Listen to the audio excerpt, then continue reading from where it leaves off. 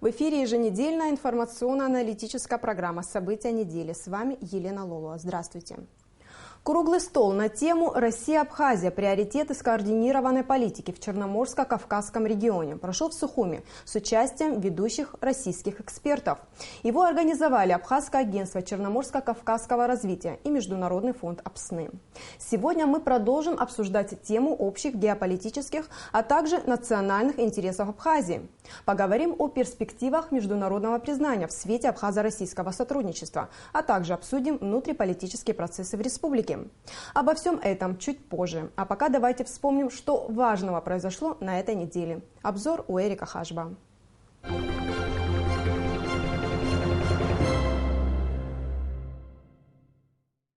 Не стало человека из Чегема. В Абхазии и Москве простились с классиком советской и российской литературы Фазилем Искандером. Гражданская панихида прошла 2 августа в Центральном доме литераторов на Большой Никитской в российской столице. С 11 до 2 часов дня в Центральный дом литераторов шли его друзья, коллеги, известные артисты, почитатели таланта, писателя. На похороны Искандера приехала официальная делегация из Абхазии во главе с президентом республики Раулем Хаджибом. Отпевание писателя прошло в Успенском соборе Новодевичьего храма, после чего похоронная процессия направилась к месту захоронения. В связи с кончиной Фазиля Искандера в Абхазии 2 августа был объявлен траур. В городах и районах прошли памятные мероприятия. Сотни свечей зажглись в Сухуми в память о великом Фазиле. Днем раньше вопрос увековечения памяти Фазиля Искандера обсуждался на рабочем совещании у президента Абхазии. Его участники предложили назвать в честь выдающегося писателя улицу и обязательно установить в столице памятник Искандера. Обсуждался также вопрос создания центра имени Фазиля Искандера в его доме в селе Мгозерхо. Рауль Хаджиба поручил разработать программу по празднованию 90-летия автора знаменитого Сандро из Чегема. Всеми этими вопросами будет заниматься созданная комиссия по увековечению памяти писателя. Грандиозным событием культурной жизни республики стало открытие фестиваля «Хибла Гирзмава приглашает». В этом году фестиваль юбилейный, 15-й. Впервые в Абхазии в рамках фестиваля состоялся показ оперного спектакля «Медея» Московского театра имени Станиславского и Немировича Данченко. На набережной Диаскуров, на территории историко-культурного заповедника Сухумская крепость, для зрителей был построен амфитеатр. Из Москвы приехала вся труппа театра, в которой служит народная артистка Абхазии и России Хибла Гирзмава. Это солисты, музыканты оркестра, хор. А с собой они привезли оригинальные декорации спектакля. Зрителям предстала знаменитая Медея во всей красе. Однако под конец первого акта оперы разыгралась стихия «Дождь полил стеной». Представление пришлось перенести на сцену Абхазского государственного театра, где в час ночи спектакль был продолжен. 15-й музыкальный фестиваль «Хибла Гирзмава приглашает» завершился концертной программой «Опера Джаз Плюс». Перед открытием фестиваля президент Рауль Хаджиба принял оперную певицу Хиблу Гирзмава, художественного руководителя Московского академического музыкального театра имени Станиславского и Немировича Данченко Александра Тителя и музыкального руководителя Феликса Коробова. Говорили о готовности к предстоящему музыкальному празднику и благодарили всех, кто причастен к возвращению Медеи в Абхазию. Крупная авария произошла в среду утром в Гагре, около пансионата «Солнечный». Микроавтобус с российскими туристами попал в аварию. В результате ДТП погиб 1 человек, это турист из Омска Виктор Гуськов, 1954 года рождения. По предварительной информации, микроавтобус Mercedes Scania столкнулся с автомашиной марки Nissan. В ночь с 3 на 4 августа на Сухуми и его окрестности в течение 1,5 часа выпало 45 мм осадков. Стихия нанесла городской инфраструктуре большой урон. Размыты дороги, местами вырван асфальт, сорваны крыши, затоплены первые этажи домов на центральных улицах города, в северной части Сухума, в селе Ишира. Повалено много деревьев, оборваны линии электропередач, ущерб подсчитывается. Осадки также были в Западной и Восточной Абхазии, но незначительные. Всю ночь и весь день в среду сотрудники МЧС ликвидировали последствия ливня. Вначале были определены места с наибольшим ущербом, нанесенным стихией, и дополнительные силы переброшены именно туда. Рауль Хаджиба поручил МЧС мобилизовать все имеющиеся силы и продолжить работы по преодолению последствий стихийного бедствия. Президент подчеркнул острую необходимость системного подхода по предотвращению последствий подобных стихий, в частности, проведения работ по очищению русел всех городских рек и ливневок. Президент также дал поручение госпредприятию «Абхазстрой» продолжить работу по очистке и укреплению русла реки Тыгамч в Очимчевском районе. В конце рабочей недели в Сухуми при небольшой активности горожан прошел общегородской субботник. Для наведения чистоты и уборки мусора участники субботника были обеспечены необходимым инвентарем. Из запланированных на 2016 год свыше 4 миллиардов рублей российской финансовой помощи в рамках инвестпрограммы содействия социально-экономическому развитию Абхазии на 2015-2017 годы, в этом году Абхазия освоит свыше 2 миллиардов рублей. Об этом на брифинге сообщил заместитель главы администрации президента Адгур Лушба. В Абхазии находится российская делегация во главе с заместителем начальника управления президента России по социально-экономическому сотрудничеству с государствами-участниками СНГ, Абхазией, Южной Осетией Денисом Травиным. Идет подготовка к заседанию очередной российско-абхазской межправительственной комиссии по социально-экономическому сотрудничеству между Россией и Абхазией, которая намечена на 16 августа в Москве. На последнем перед каникулами заседании сессии депутаты парламента приняли во втором чтении Трудовой кодекс Абхазии. Рабочая группа трудилась над документом более 3 лет. Наконец-то трудящиеся получат законодательно закрепленные права, а работодатели будут знать свои обязанности, говорилось на заседании. Парламентарии ушли на каникулы до 8 сентября. Использование йодированной соли в приготовлении пищи поможет решить нехватку йода в организме, считают эндокринологи Абхазии. Конференция по проблеме йододефицита в Абхазии прошла 5 августа и была организована Ассоциацией медработников республики. Врачи выступили с рекомендациями в обязательном порядке использовать йодированную соль при приготовлении пищи. В парке боевой славы в Сухуми состоялся выпуск офицеров Высшего общевойскового училища Министерства обороны Абхазии, созданного на базе военного учебного центра. В учебном заведении готовят офицеров по 20 специальностям гуманитарного, юридического и филологического профилей. По инициативе Общества охотников и рыболовов в республике уже второй год подряд колокитских фазанов выпускают на волю. Согласно наблюдениям специалистов, эти птицы хорошо адаптируются в лесах Абхазии. В эти дни более 100 птенцов были выпущены в Ачамчирском районе. Президент Рауль Хаджимов встретился с серебряным призером чемпионата Европы по вольной борьбе среди кадетов Виналом Джопо и теннисисткой, победителем чемпионата Европы среди спортсменов до 18 лет Аминой Аншпа. Рауль Хаджимов поздравил спортсменов с достижениями и выразил надежду на то, что и впереди у них будет много побед.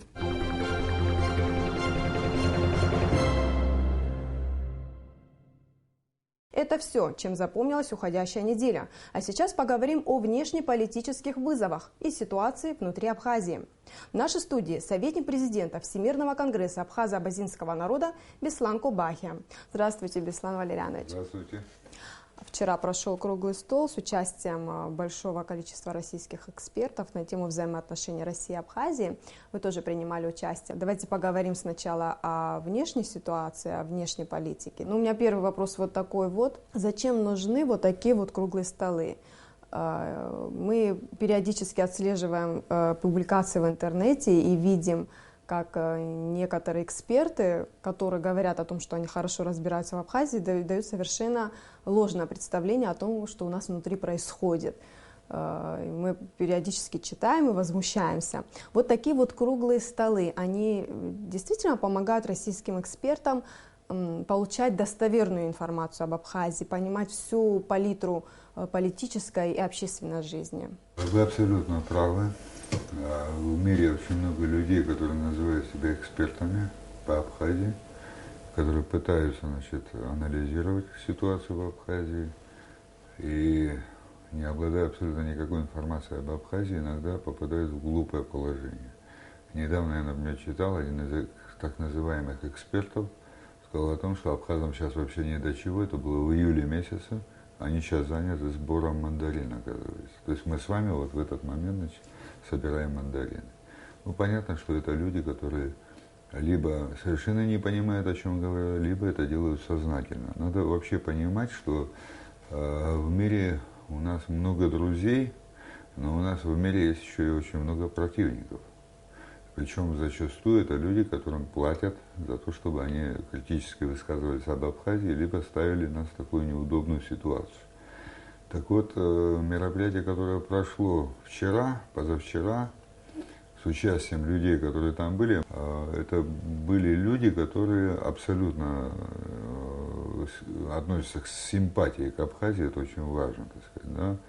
Это раз. Второе, многие из них не первый раз находятся в Абхазии, и которые очень неплохо разбираются в том, что происходит в Абхазии. И, конечно же, эта поездка вот сюда для них еще одна возможность на месте посмотреть, сверить часы с тем, что происходит внутри Абхазии, послушать людей, не только на круглом столе, так сказать, мы провели много встреч за эти дни, так сказать, и с самыми разными людьми встречались. То есть общее впечатление какое-то они, значит, получили об Абхазии. И теперь пофамильно я перечислю, фамилии все на слуху этих людей. Ну, Александр Скаков, например, да, это наш друг, человек, который такой большой ученый сегодня в Российской Федерации, человек, которого знают, человек, который часто публикуется. Андрей Аришев, так сказать, да, вот очень интересный тоже ученый, историк. В этом году приехал Павел Зарифулин, это директор центра Гумилева в Москве, председатель Московского евразийского клуба, человек, который, наверное, единственный в Москве вот на таком высоком уровне пропагандирует идеи Гумилева, на идеях которого основана сама концепция Евразийского союза. Это все гумилевские идеи. Представитель центра этого Гумилева Анна Королевская с великолепным докладом выступила тоже вот на этом круглом столе. Артур Атаев, это заведующий сектором кавказских исследований Российского института стратегических исследований.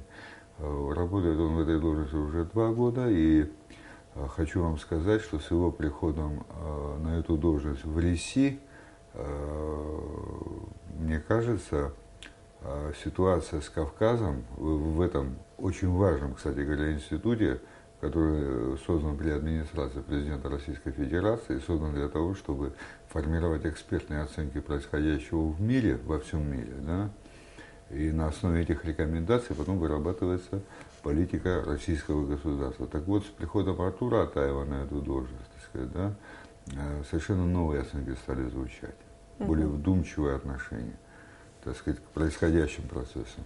К сожалению, вот этого не было, пока его не было, значит, на этой должности. Вообще, конечно, Абхазии нужны вот такие трезвые, четкие, ясные оценки. Скажите, вот на этом круглом столе, и, конечно, и ваше мнение интересно, как российские эксперты считают, как развиваются российско-абхазские взаимоотношения, динамично ли развиваются, насколько эти взаимоотношения союзнические, партнерские, вот, насколько равноправны эти взаимоотношения? Прежде чем ответить на этот вопрос, я хочу, пользуясь случаем, выразить самую глубокую благодарность Лейле Тане и фонду АПСНА в лице Сомера Гогула и Максима Гвинчи, благодаря которым стало возможным проведение этого мероприятия. Что касается оценок, то я могу сказать следующее. Российская Федерация, безусловно, является для нас партнером, стратегическим партнером, самым главным партнером.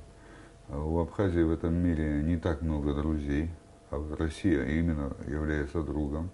В этом мире очень легко потерять друзей, а вот обрести их это очень сложно. Вот это надо понимать и ценить. Это первое. Второе, несмотря на то, что Российская Федерация это самое большое государство в мире, а Абхазия это одно из самых маленьких государств в мире, да, Россия очень деликатно ведет себя по отношению к Абхазии.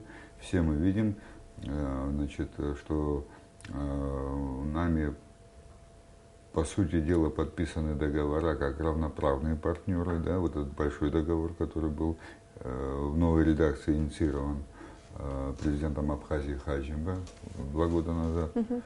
И дальше, значит, идет постоянная, значит, сверка позиций. Буквально на днях было очередное заседание межправкомиссии, где обсуждаются самые разные вопросы развития наших отношений.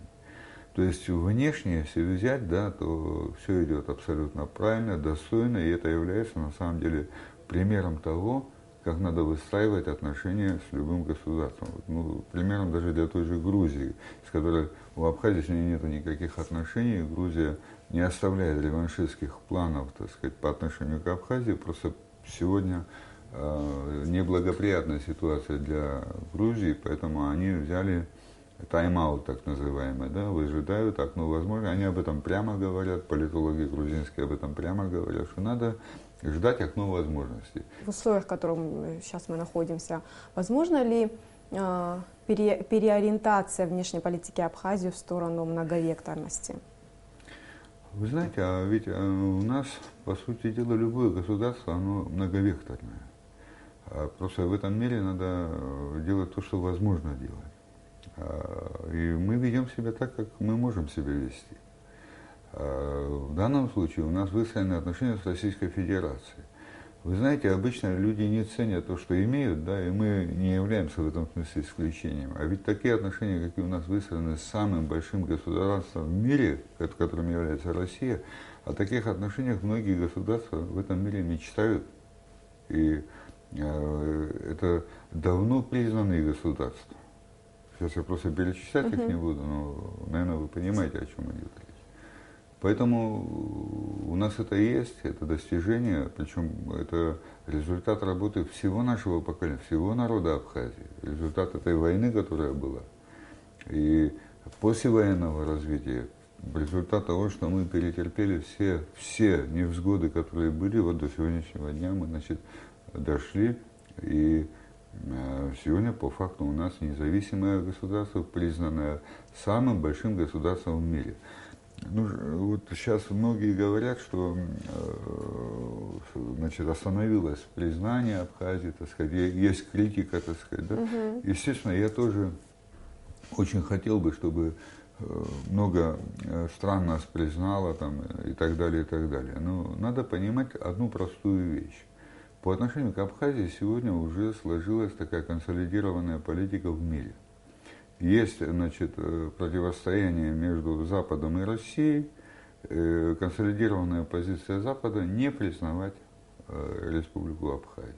Давайте поговорим о вызовах, которые стоят перед Абхазией, внешних и внутренних. Это и признание независимости, да, тоже остальными странами, о чем мы сейчас говорили. В принципе, хорошо было бы, чтобы это происходило, чтобы этот процесс активизировался.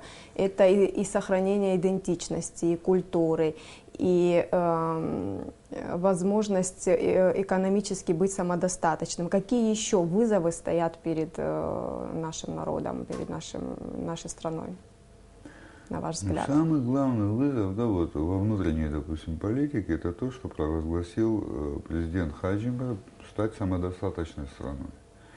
Это самый главный вызов, но это абсолютно реализуемая задача. И по этому пути идет руководство Абхазии сегодня. Значит, по этому пути были выстроены действия правительства Заура Миклабия, Артура Артемовича Миклабия, который, так сказать, вот недавно ушел в отставку.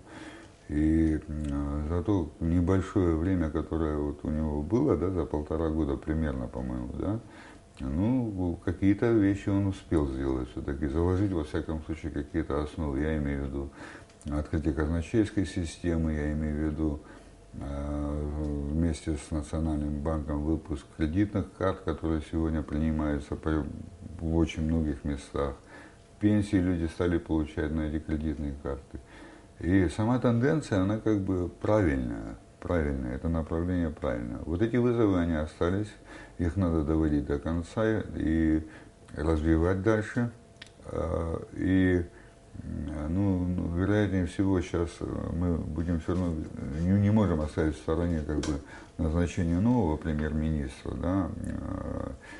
Ну, достойный человек, достойный выбор. Судить будем по результатам, естественно, когда пройдет какое-то время. Единственное, что мы можем сказать, чего бы хотелось, так сказать, видеть. Да, кстати, да. Вот, на ваш взгляд, какая стратегия должна быть выработана новым главой кабинета министров? Ну, по-крупному, еще раз говорю, да, выходить надо на то, чтобы наша страна стала самодостаточной, то есть постепенно уходить от внешних вливаний, так сказать, вот денежных, да. Как только эту задачу мы выполним, это очень непростая на самом деле задача. Но если мы ее сможем выполнить, поверьте, что дальше уже легче будет идти, так сказать, когда ты рассчитываешь на собственные силы, на собственные возможности. Вот. И это первое. Второе, вот, чего бы я хотел, так сказать, от нового руководства правительства Абхазии, так сказать, да, чтобы все процессы, которые протекают при принятии тех или иных решений, да, чтобы они были прозрачными. В принципе, такая тенденция наметилась. Сегодня у нас очень свободная журналистика в Абхазии, да, и они, журналисты, ну, не дадут просто промахнуться никому. Да. Если какие-то кривые вещи начнутся, обязательно это будет опубликовано, все будут об этом знать. Это первое. Второе, значит, можно использовать много других возможностей для того, чтобы все вот эти процессы были открытыми. Но самое главное, чтобы в обществе было ощущение справедливости происходящего, принимаемых решений и так далее, понимаете? Вот это очень важный момент, он не случается в один день. Это, по сути дела, это доверие, которое завоевывается поступками, действиями, решениями. Иной раз приходится принимать и, значит, непопулярные решения, да? Но если вы людям объясните, зачем это делается, люди могут отнестись к этому с пониманием. Сказать, что да, мы не хотим этого решения, но мы понимаем, что другого, допустим, выхода нет. Это решения самые разные бывают в самых разных сферах. Чего бы хотелось еще, да? Вот я бы хотел бы, например, чтобы у нас было больше порядка внутри Абхазии. Вот сейчас на машинах, допустим, ездим мы все, да? Но это невероятно просто, как у нас ездят машины. Невероятно, как нарушаются правила движения. И иногда мы думаем, откуда же эти аварии, а все проистекает как раз от, значит, несоблюдения, от вседозволенности, так сказать, да. Причем машины, которые тебя, ну, вот, допустим, на светофоре я стою против движения, вдруг машина меня обгоняет, становится, на красный свет проезжает, огромная какая-то черная машина, вся затонированная, вообще не увидишь, кто там сидит. Номера шикарные просто, так сказать. Ну что, никто не знает, кто это сделал, допустим, да. Надо как-то это отслеживать. Вообще в обществе надо выстроить негативное отношение вот к проявлению, даже вот в таких мелочах. Сейчас идет формирование нового состава Кабинета министров. Премьер должен в течение короткого времени представить новую структуру и новый состав президенту. В обществе не раз высказывается мнение об коалиционном правительстве. Во многих развитых странах это коалиционное правительство служит неким таким стабилизирующим фактором при политических кризисах. Как вы относитесь к идее коалиционного правительства? Могут ли люди из разных, ну не люблю это слово в данном контексте, лагерей составить единую цельную команду? Я, конечно же, не буду сейчас комментировать, кого там будут назначать, как это будет. Это все, есть Конституция, есть закон. Назначен премьер-министр, он должен, значит, в определенное время внести свои предложения в те структуры, куда он должен это сделать. По результатам будем судить, по результатам работы. Но то, что вы говорите, вот принцип коалиционного правительства, я уже много раз на эту тему высказывался, повторю еще раз. Считаю, что это, ну, в нашей ситуации неприменимо. Почему? Потому что для этого нет основы. Коалиция кого с кем? Вот непонятно, понимаете? Кто у нас в оппозиции вообще? В оппозиции вообще все политические партии находятся в оппозиции.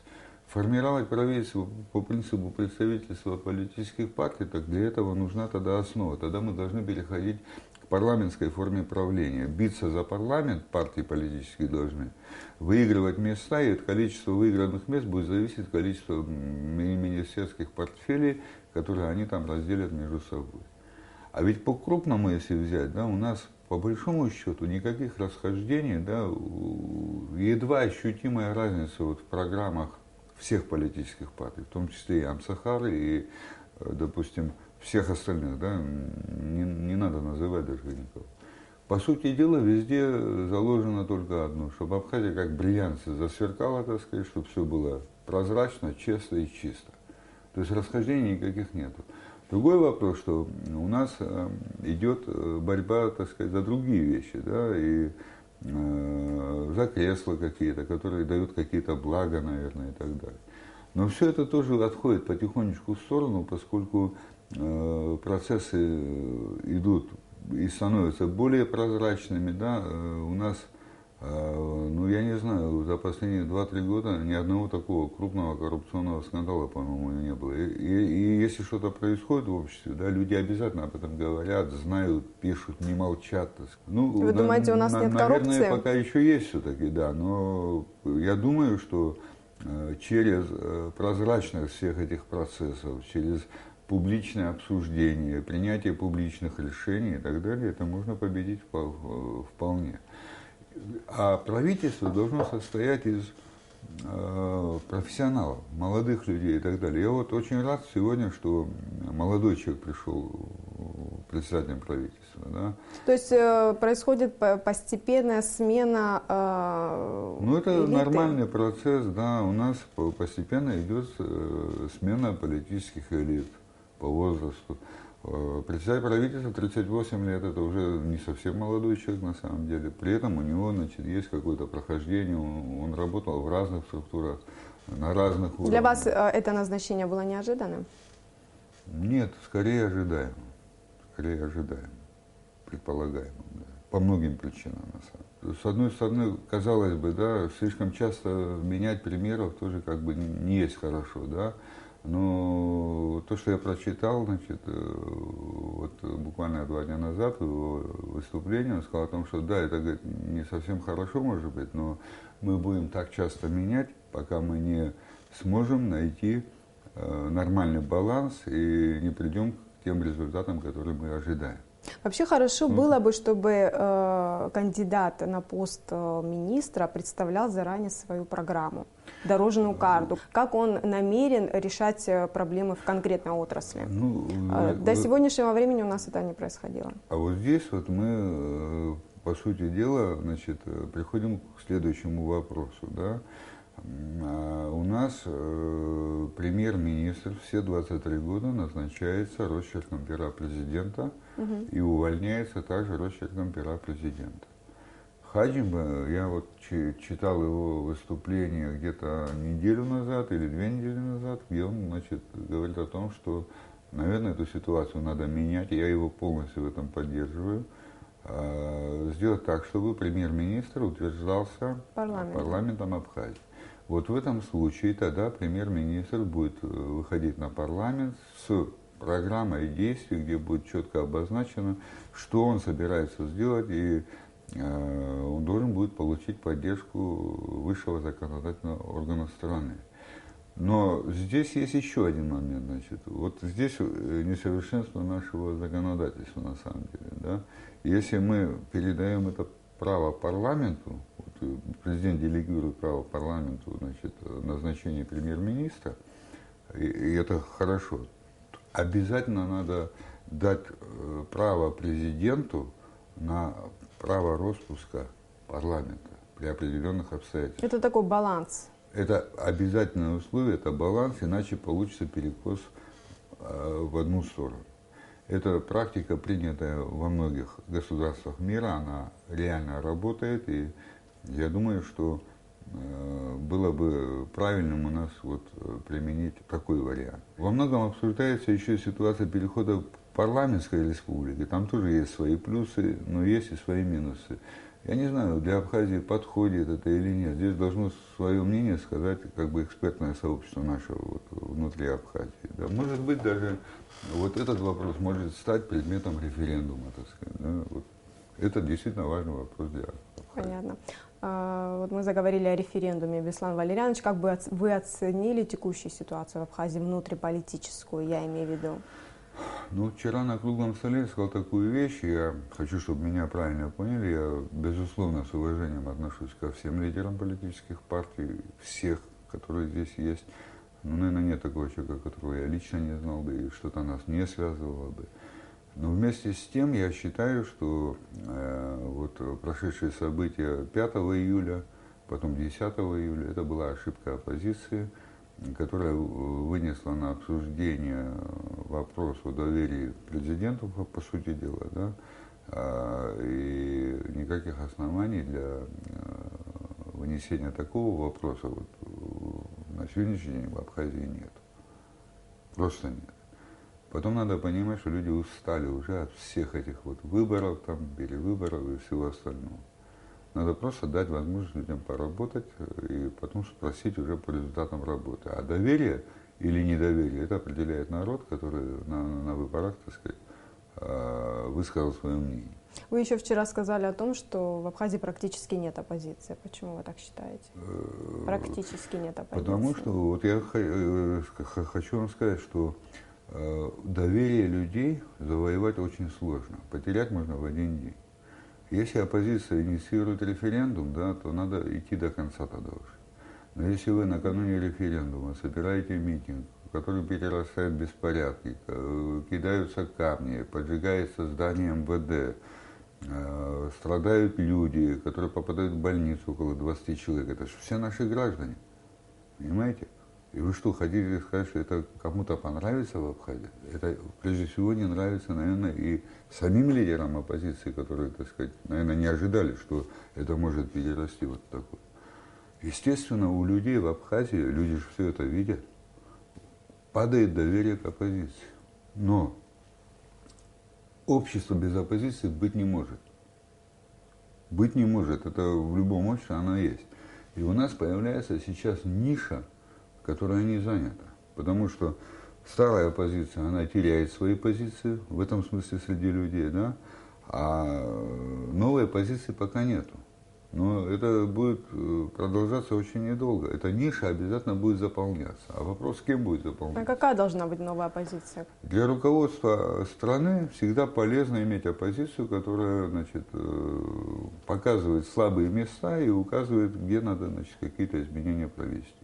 Вот у нас такого, к сожалению, пока нет. У нас получается в итоге то, что получается. Ислам Валерьевич, почему у нас так долго сохраняется в обществе конфронтационность? Может быть, у нас нет общих национальных идей, я не знаю, целей? Ну вот почему так долго это происходит? Почему у нас президентское кресло становится яблоком раздора, когда мы цивилизованно будем проходить этот путь?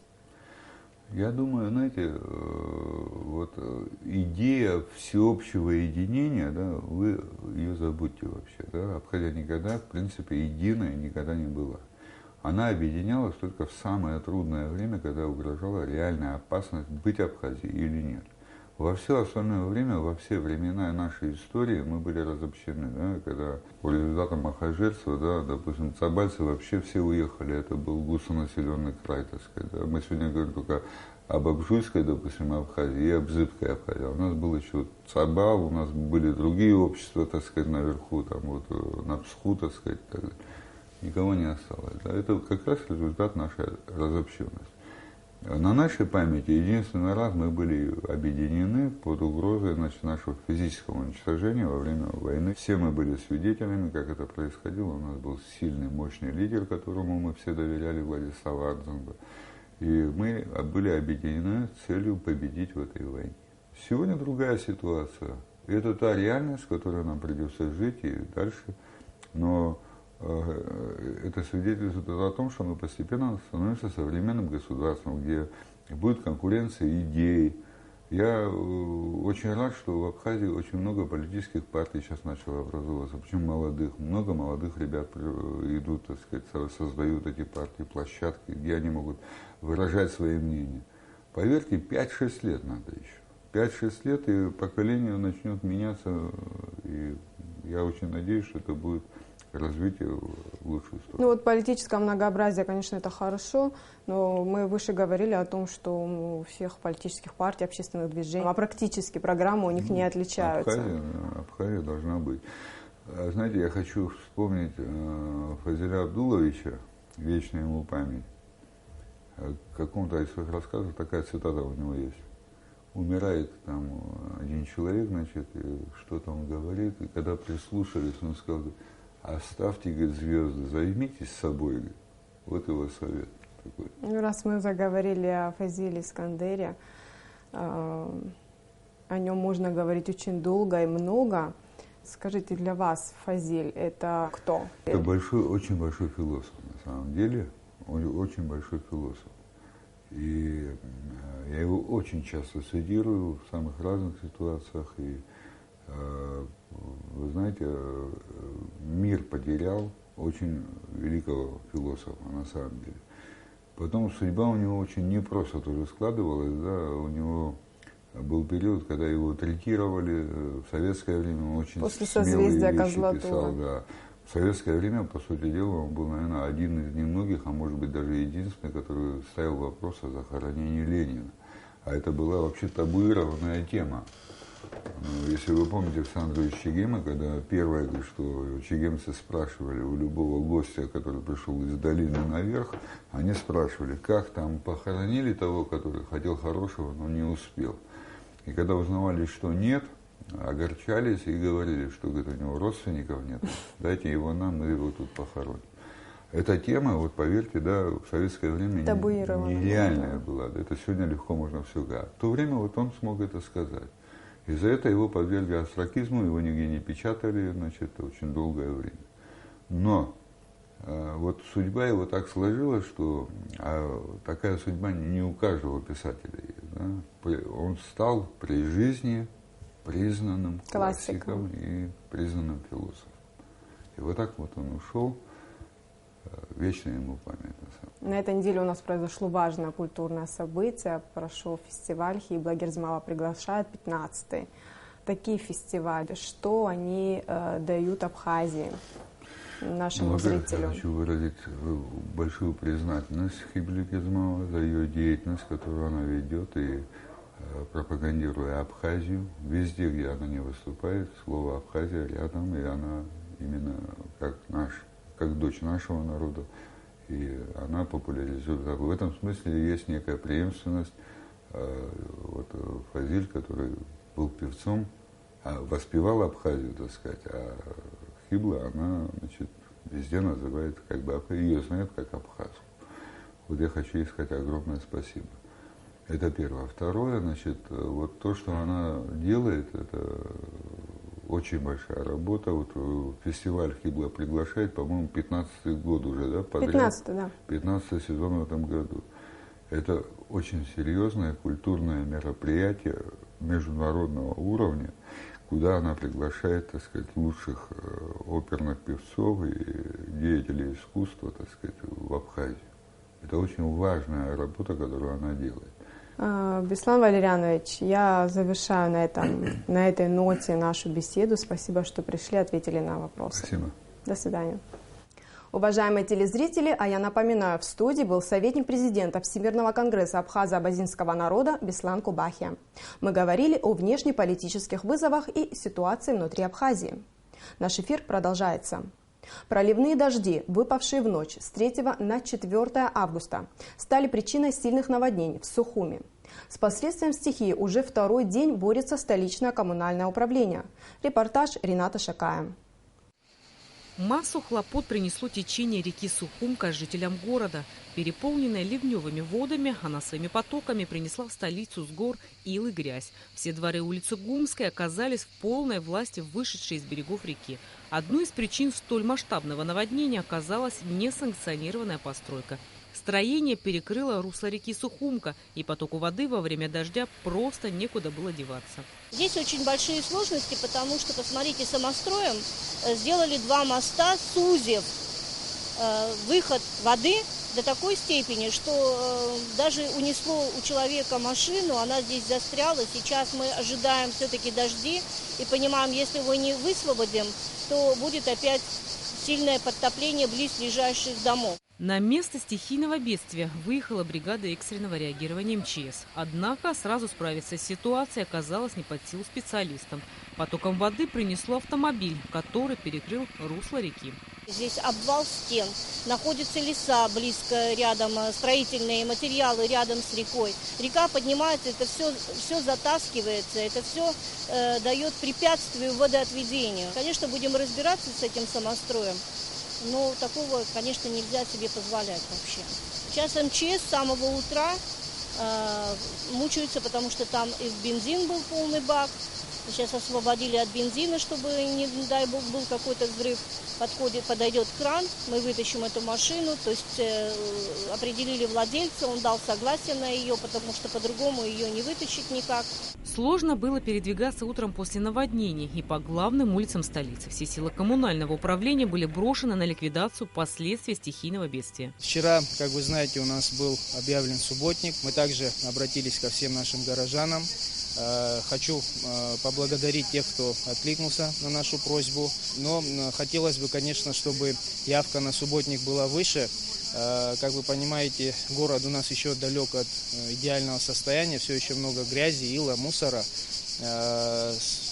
Максимально вся техника, которая у нас есть, она задействована, но тем не менее ее катастрофически не хватает. Масштаб стихии таков, что рассчитывать исключительно на то, что мы в кратчайшие сроки сделаем и приберем город, приведем его в надлежащее состояние своими собственными силами, не приходится. Мы все живем в этом городе, это наша столица, это наша визитная карточка, поэтому хотел бы максимально обратиться, чтобы мы максимально проявили сознательность и все стали рядом вместе для того, чтобы устранить последствия данного стихийного бедствия. Сотрудники коммунального хозяйства на ногах с раннего утра. Устранением последствий разбушевавшейся стихии различным службам придется заниматься еще не один день. Рената Шака, Алексей Гухава, Абхазское телевидение. На сегодня это все. Спасибо, что смотрели нас. До свидания.